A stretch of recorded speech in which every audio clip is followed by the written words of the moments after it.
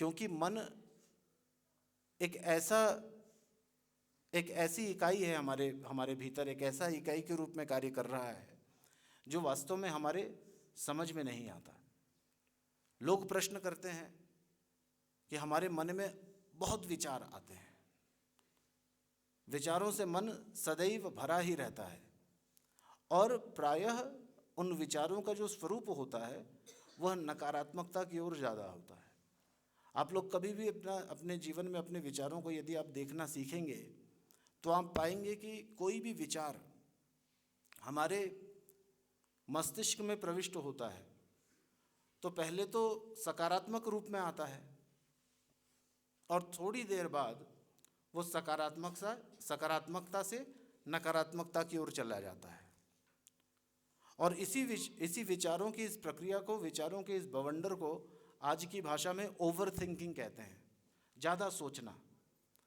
कई लोग आप देखे होंगे, कई लोग बहुत ज़्यादा सोचते हैं और उनके दिमाग में सोचने की जो प्रक्रिया वो बहुत तेज़ चलती ही रहती है। और कई लोग ये प्रश्न भी करते हैं कि हमारा मन हमारे नियंत्रण में नहीं आ पाता। और अर्जुन ने भी ये प्रश्न किया था भगवान कृष्ण से गीता में, क्योंकि भगवान कृष्ण अर्जुन से बार बार कह रहे थे कि अर्जुन, अपने मन को अपने वश में करो, और मन को वश में करना ही ये योगी की पहचान है। भगवान कहते हैं कि जिसका मन संयमित नहीं है, असंयतात्मना योगो दुष्प्राप इति में मति। कहते हैं कि जो असंयत आत्मा है, जिसके मन में संयम नहीं है, जिसके अपने मन पे नियंत्रण नहीं है, आत्म संयम नहीं है, तो कहते हैं कि उसके जीवन में कभी योग फलीभूत होता ही नहीं। और जब ऐसी बातें भगवान श्री कृष्ण बार बार अर्जुन से कह रहे थे तो अर्जुन कहता है कि भगवान, आप कह तो रहे हैं परंतु ये वास्तव में क्या संभव है? क्योंकि ये देखा गया है कि मन की जो गति है वो अत्यधिक तीव्र है। इसको भगवान दत्तात्रेय जी महाराज तो कहते हैं, मनोवै गगनांकारम मनोवै सर्वतोमुखम। कहते हैं कि मन का जो आकार है वो गगन के सदृश है। गगन, आसमान, जैसे हम जहाँ जाते हैं हमारे ऊपर वह आसमान हमें ठीक दिखलाई पड़ता है, ठीक उसी प्रकार से हम किसी भी तरीके से अपने मन को पकड़ने का प्रयास करें और हमारा मन हमको वहीं प्राप्त हो जाता है। कहने का तात्पर्य यह है कि जो भी कुछ हम सोचते हैं वो हमारे मन को पहले से ही पता होता है, क्योंकि हम मन के द्वारा ही सोचते हैं। तो ये मन की जो गति है, मनोवै गगनांकारम, कि मन से दूर कहीं जा नहीं सकते, मन से छूट करके कहीं जा नहीं सकते, क्योंकि वो तो आकाश के समान है। जैसे आकाश को छोड़ के नहीं जाया जा सकता, वैसे मन को छोड़ करके नहीं जाया जा सकता। आपने कभी किसी को देखा है जो अपने मन को कहीं छोड़ करके आ गया हो? छोड़ के जाया नहीं जा सकता। हाँ, जैसा पूज्य गुरुदेव कह रहे थे कि एक चीज़ जो मन के साथ की जा सकती है वो है मन का परिष्करण, कि हम मन को धीरे धीरे धीरे, जैसे मैंने कल आपसे कहा था गीता का ही उदाहरण लेते हुए, शनै शनैरुपरमेद बुद्ध्या धृति गृहीतया आत्मसंस्थम मनः कृत्वा न किंचिदपि चिंतयेत। कहा शनै शनै, धीरे धीरे। 5 बातें विद्यार्थियों जीवन में बड़ी धीरे धीरे होती हैं। कहते हैं शनै पंथा, शनै कंथा, शनै पर्वत लंघनम, शनै विद्या, शनै वित्तम, पंचैतानि शनै शनै। कहा शनै पंथा, कि जब आप किसी नए मार्ग में जा रहे हो तो आपको धीरे धीरे चलना चाहिए। शनै पंथा, उसमें जल्दीबाजी नहीं करनी चाहिए, क्योंकि आप किसी नए मार्ग में जिसमें आपका परिचय नहीं है, जिस मार्ग से, उसमें आप जल्दीबाजी करेंगे तो कहीं ना कहीं दुर्घटना घटने की संभावना रहती है। शनै पंथा, शनै कंथा, वो जो लोग सिल के कपड़े का वो बनाते हैं, एक एक धागा पिरो के, उसमें समय लगता है, उसमें जल्दबाजी करेंगे तो मामला सीक्वेंस जो है वो गड़बड़ा जाएगा। शनै पर्वत लंघनम, कि पहाड़ की, जब आप किसी पहाड़ में आप चढ़ रहे हो तो उसमें धीरे धीरे अपनी एनर्जी को कंजर्व करते हुए चढ़ना चाहिए, नहीं तो you'll run out of energy very soon, और फिर चढ़ना मुश्किल होगा। फिर कहा है शनै विद्या, विद्या जो है वो शनै शनै, एक बार में ही एक साथ सब कुछ, सारी विद्या हम प्राप्त नहीं कर सकते। उसमें क्या है, खास करके जो लौकिक विद्याएं हैं इनको धीरे धीरे धीरे धीरे आत्मसात करना होता है। और शनै वित्तम, कि जो जीवन में जो अर्थ कमाने की जो प्रक्रिया है वो भी सही मार्ग से, सही प्रकार से और शनै शनै होना चाहिए जीवन में। एकदम से कोई भी चीज़ जब हम लक्ष्य बना करके उसमें छलांग लगाते हैं तो कई बार उससे नीचे गिरने का भय बना रहता है।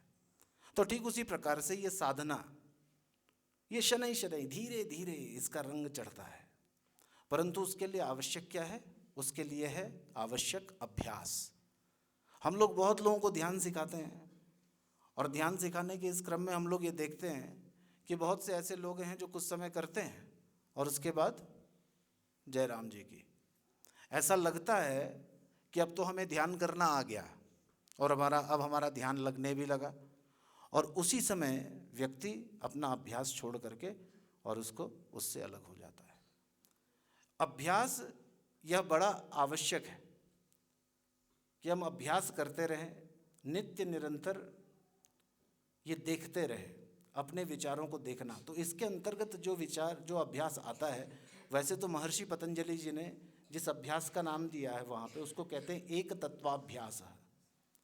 तो महर्षि पतंजलि जी जब कह रहे थे कि मन ऐसा है, मन के इतने विकार हैं, मन की इतनी वृत्तियाँ हैं और उन असंख्य वृत्तियों को वश में करने के लिए बहुत समय तक, बहुत काल तक प्रयास करना पड़ता है, और ये जब बातें कह रहे थे, और मन के जो ऑब्स्टेकल्स हैं, जो मन आपकी साधना के मार्ग में रोड़ा उत्पन्न करता है, आपकी उन्नति के मार्ग में जो रोड़ा उत्पन्न करता है, और उन सब रोड़ों के विषय में जो हमारे जीवन में जो अवरोध आते हैं, खास करके साधना जब हम करने निकलते हैं, जब हम अपने आप को जानने का प्रयास करने लगते हैं, तो फिर कुछ अवरोध भी आते हैं।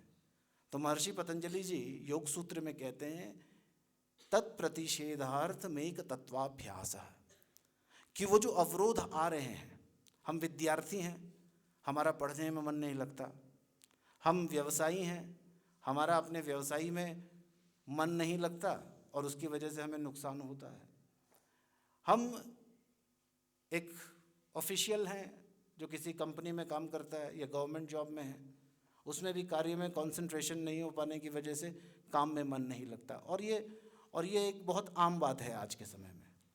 आज के समय में यदि मैं आपको बताऊं, जो विश्व में जो हालत है उसमें अधिकांश लोग आज के समय में ADHD नाम की एक बीमारी से ग्रसित हैं। ADHD कहते हैं attention deficit hyper sensitivity disorder, ADHD। उसमें क्या होता है, और आप लोग भी थोड़ा सा विचार करके देखिए, उसमें क्या होता है, मन बार बार क्षण भर में यहाँ, क्षण भर में वहाँ, फिर तीसरे क्षण यहाँ, चौथे क्षण यहाँ, इस प्रकार से ये मन उछलता ही रहता है और कहीं एक जगह पे ये मन केंद्रित हो नहीं पाता। और जब हमारा मन एक जगह पे केंद्रित नहीं हो पाता तो फिर हमें अपने कार्य में सफलता भी नहीं मिल पाती। स्वाभाविक सी बात है, कार्य की सफलता और कार्य की कुशलता ये मन की एकाग्रता पे ही निर्भर करता है, चाहे वो किसी भी दिशा में हो, चाहे वो भौतिक जगत में आप आगे बढ़ना चाहते हो और चाहे आप आध्यात्मिक दिशा में, आध्यात्मिक जगत में आगे बढ़ना चाहते हो। दोनों ही परिस्थितियों में मन का कंसंट्रेशन, फोकस, ये बहुत महत्वपूर्ण है और ये हर जगह पे हमको इसकी आवश्यकता पड़ती है। तो कहा कि उसके ये जो ऑब्स्टेकल्स हैं उनसे अपने मन को कैसे बचाया जाए और कैसे अपने मन को, जो मन की जो एनर्जी है उसको कैसे ऑप्टिमाइज किया जाए, उसको कैसे हार्नेस किया जाए। Because human life is all about harnessing the energy. हमारा जो जीवन है वो इस बात पे आधारित है कि हम कितनी ऊर्जा को एक तो हार्नेस कर सकते हैं, एक तो हम कितनी ऊर्जा प्रकृति से दोहन कर सकते हैं और कितनी ऊर्जा का हम संवर्धन कर सकते हैं। और ये दोनों ही बातें ये मन की एकाग्रता पर निर्भर करती हैं। और मन की एकाग्रता के लिए कहा अभ्यास। आप अपना अभ्यास प्रारंभ कीजिए। ये मत सोचिए कि अरे इतना समय बीत गया अब मेरे से नहीं हो पाएगा, या मैं अभी इस स्थिति में नहीं हूँ कि मैं कर पाऊँ, या मैं बहुत छोटा हूँ, या मैं तो अभी अभी युवावस्था को प्राप्त किया हूँ, ये सब बातें मेरे लिए कोई मायने नहीं रखती। परंतु आज इन बातों की प्रासंगिकता पहले के मुकाबले कहीं अधिक बढ़ चुकी है, क्योंकि आज का समय ये भौतिकवाद का समय है, जिसमें मशीनों का युग है, जिसमें यंत्रों की बाहुल्यता है और उनकी प्रबलता है। जीवन के हर क्षेत्र में आज के समय में हम लोग ये देख रहे हैं कि हम यंत्रों पर निर्भर होते ही चले जा रहे हैं, और ये यांत्रिक निर्भरता कहीं ना कहीं हमें अधिक समय भी दे रहा है।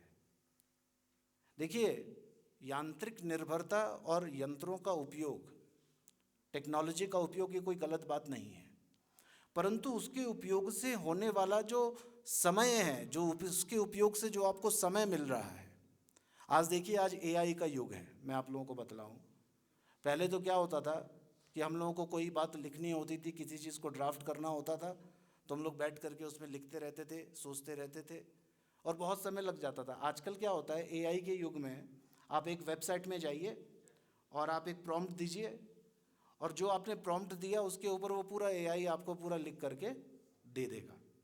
जो आपको, जिस विषय में आपको जानकारी चाहिए, उस विषय में आपको वो जानकारी एआई आपको पूरा का पूरा लिख करके दे देगा, एक पूरी पुस्तक लिख करके दे देगा। और आजकल तो कितने ही एआई आ गए हैं, एआई टूल्स आ गए हैं। आप उसको बोलो वो गाना बना के दे देगा, आप उसको बोलो वो वीडियो बना के दे देगा। तो आज का समय, जो समय हमारे पास इस